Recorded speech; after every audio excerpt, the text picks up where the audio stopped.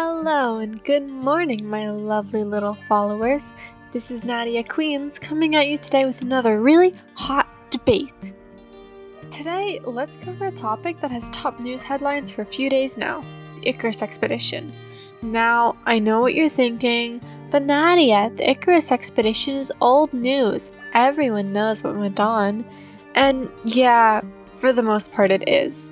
But the UWSA just released new footage from the Icarus Expedition of the boarding of the Daedalus I. If you haven't already seen the video, you must be living under a rock. Today, I'm joined by our guest star, Justin Leeman. Justin, say hi. Hello. So, what exactly are we debating today? We are going to be debating if the new footage from the UWSA is real or fake. And what side will you be taking on this issue? I firmly believe that the footage is real. I, on the other hand, do not. The video is fake. So it's on? It's so on. Let's get right to it. Starting at the very beginning, the footage is taken from Gwen Jade's helmet. It starts as she approaches airlock on floor 29 from space. This footage is pristine. There's no way anyone on Earth can fake movement in space this well. Have you seen the way that Captain Ellsworth was moving? There's no way it was filmed on Earth. We're talking about a $1 billion organization running this.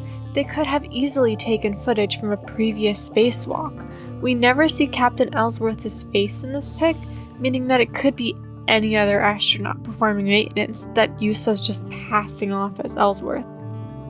But there's no way they could have faked this next section. As Gwen and Leonardo enter the ship, there's a protocol in place for maintenance missions where 5 crew members have to wait outside the airlock and help the spacewalkers out of their suits, and then inspect the suits for rips and tears.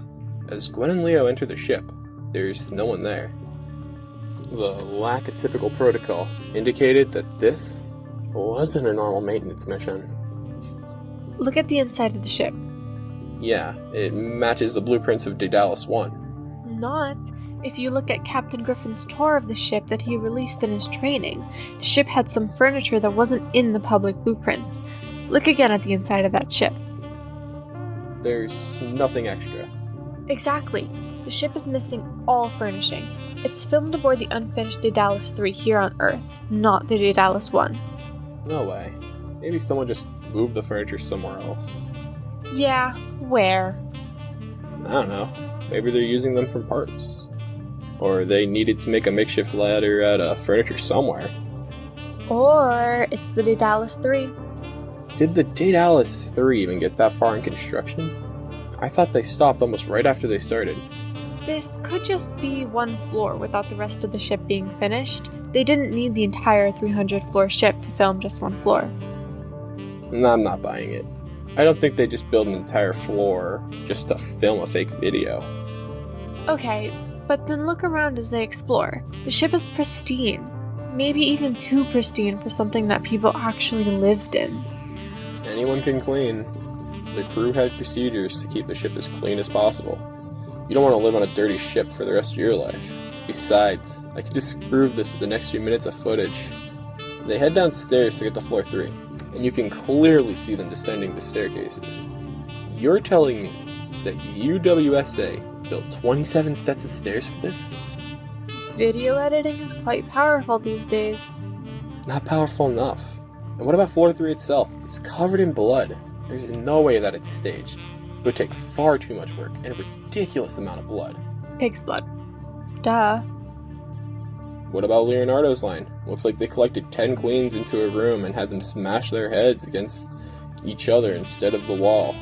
Leonardo was known for his bad timing, and it's clearly his voice.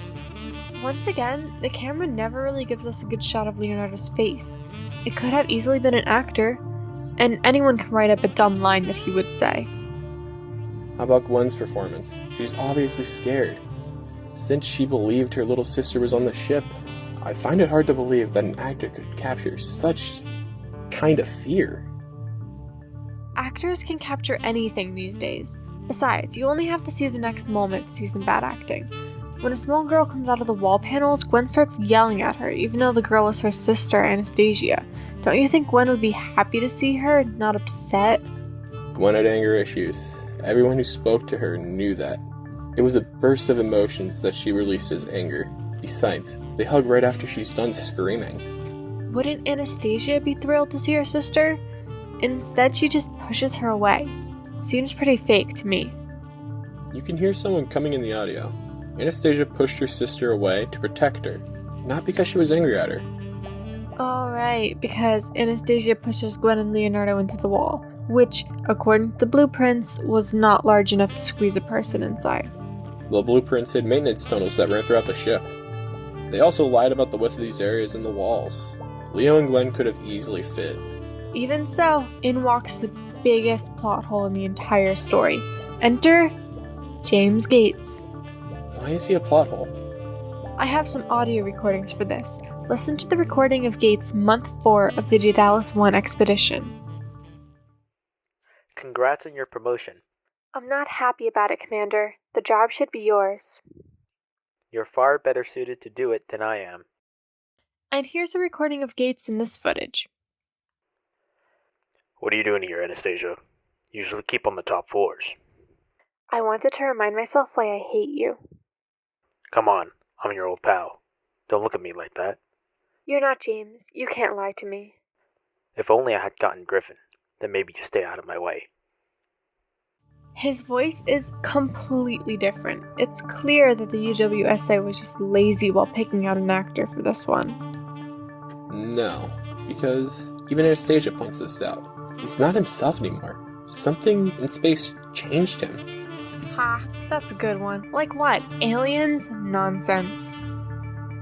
Even so, the alarms start blaring right after, indicating that the ship was getting too close to Venus. This was confirmed by Daedalus II, which said that Daedalus I was falling to the surface of Venus. I actually don't have anything to say about that part. It lines up too well. See? So Gate runs back to the bridge, and Anastasia takes Gwen and Leo back to floor 29 via a ladder in the maintenance tunnel. Again, which doesn't exist on the blueprints. They were hidden. So Anastasia hands Leonardo a data chip, claiming that everything that happened on Daedalus I was on that chip, and that only Captain Griffin will be able to decrypt it. This I have an issue with. If Griffin was able to open it and get the data from it, why isn't it open yet? Why does Soosa still not know what was on the chip? Griffin refused to open it. He's not very responsive to UWSA requests. Why not? If Griffin and Anastasia were close enough that he knew how to decrypt her files, wouldn't he want to know what had happened to her? He should be jumping at the chance to know what was going on. Griffin didn't want to know. He made that very clear. He'd rather have Anastasia on Earth, alive. And he's using that data chip as his leverage to get that. Okay, back to the video. So Anastasia gives the data chip to Leo and speaks the infamous line that listeners might remember from previous transmissions. Share the stars with everyone, okay? How romantic. I find it hard to believe that it was only here that Leonardo realized that Anastasia was the Anna that he had been talking to. He should have pieced it together a while ago, when they ran into her. Leo was always slow on the uptake, but his reaction is genuine. He hugs her. This is the girl who saved his life. The hug really feels genuine. You missed something. He gives Gwen the data chip, and then he hugs her. And then he closes the airlock, sending Gwen out into space and trapping Anna and himself in the ship. If he was slow, how did he plan it all so quickly?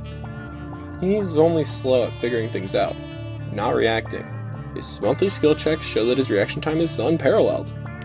His actions were entirely believable. And that's the video. Have I convinced you?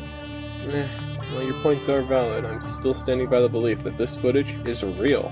There's no reason for the UWSA to fake a video like this, which raises more questions than it answers. If they were going to fake it, they would have tied up all the loose ends in a neat little bow, not leave the entire thing a big mystery. Maybe they want to keep people guessing. It's bringing them attention, and everyone loves attention. But the data chip would make no sense. Why would they attempt to fake a physical piece of evidence? If it was fake, they wouldn't have a data chip. And it would be obvious that it's fake. They'd be better off leaving the data chip out of it. The data chip is obviously to keep the mystery going. What's on it? Everyone wants to know, and they can get even more attention when they quote-unquote crack the encryption on it. I doubt it. But that's all we have for today. Thanks for listening in, and be sure to tell us what you think about the footage. Is it an elaborate hoax to gain attention, or a real piece of footage from the Icarus Expedition? We'd love to hear your thoughts about it in the comments below. Thanks for listening. Bye-bye.